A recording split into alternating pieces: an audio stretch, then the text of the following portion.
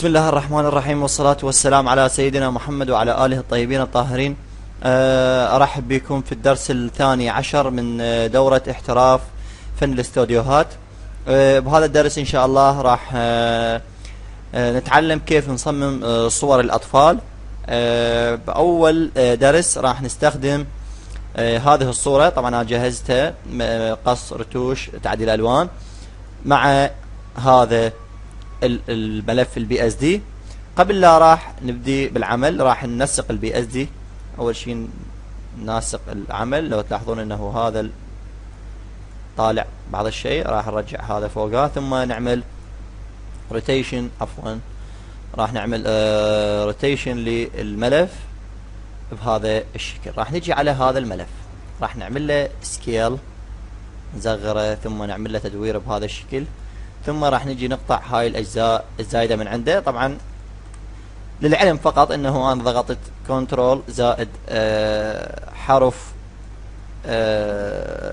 زائد السبيس، واختاريت اداه ضغطه بالماوس حتى ادخل زوم، ثم اختاريت اداه القص وبديت اقطع هذا الجزء الزايد. كنت الت زائد سبيس، الت زائد سبيس، ثم اخرج عن التحديد، ثم ديليت اقطع هذا الجزء. فرغت عندي هذه الخلفيه، تبقى عندي هاي الجزئيه الصغيره الباقيه هنا، اقطعها. عفوا هذا الجزئيه اللي هنا اقطعها حتى يكون عندي جسم مفرغ بهذا الشكل. اول شيء راح نسويه راح نخفي هذا اللاير، ثم ناتي على هذا الشكل ايضا راح نخفيه، ثم نجي على الملف الموجود هنا راح ايضا نخفيه. خلينا نخفيه. راح نجيب صورة الطفل ونضعها على البي اس دي، ملف البي اس دي حجمها كبير، راح نصغرها بهذا الشكل، ثم نعمل لها سكيل بهذا الشكل، ثم نعمل درو، ثم نعمل ظل بهذا.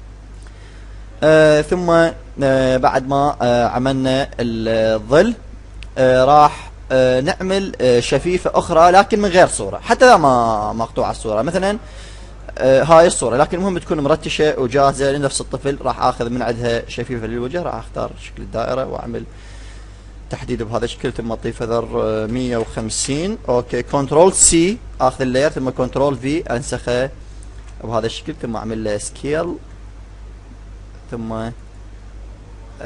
هذا اللاير بعد ما اريده راح الغيه، ثم انزل لاير اسفل هذا الموجود بهذا الشكل.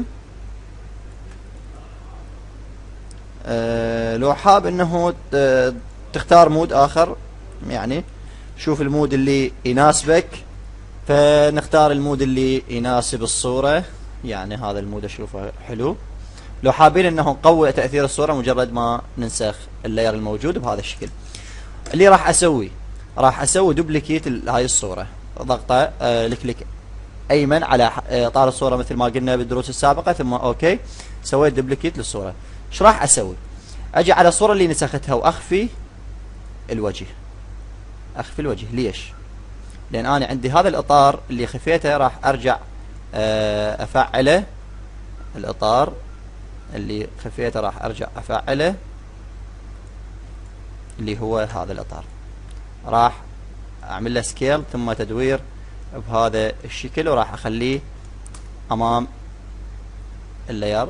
يعني تقدر تختار اي مكان انت تريده، مثلا هذا المكان. راح نرجع على اللاير الاول شويه، الصوره راح نتلاعب بانارتها، نعطيها اجازه من الكونتراكت شويه، نناسقها اكثر يعني بهذا الشكل. ثم الكليك ايمن على الصورة، نسطح الصورة، ثم راح نجيب الصورة هنا، ثم نعمل لها سكيل، ثم تدوير حسب التدوير الموجود للإطار، ثم نكبرها يعني بعض الشيء، ننزلها. اللي راح اسوي راح اضغط كنترول وأأشر على لاير الإطار الموجود.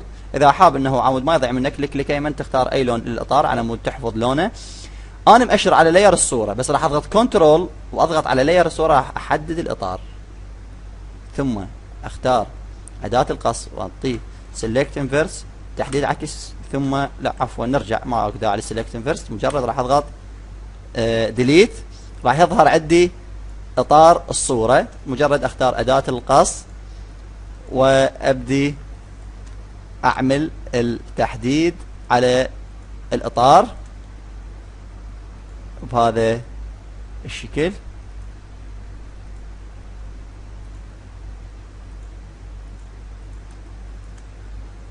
مثل ما جاي تلاحظون.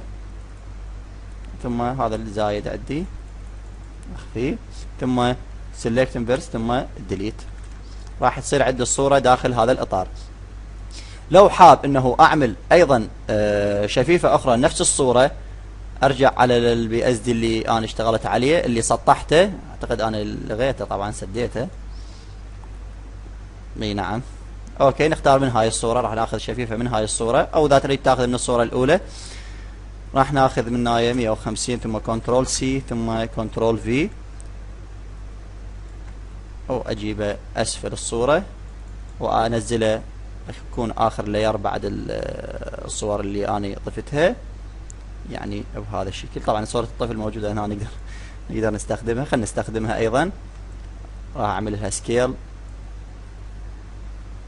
وتكون بهذا المكان بهذا الشكل. نخفي هذا الوجه، او يلا نخليه، بس راح نعطيه مود.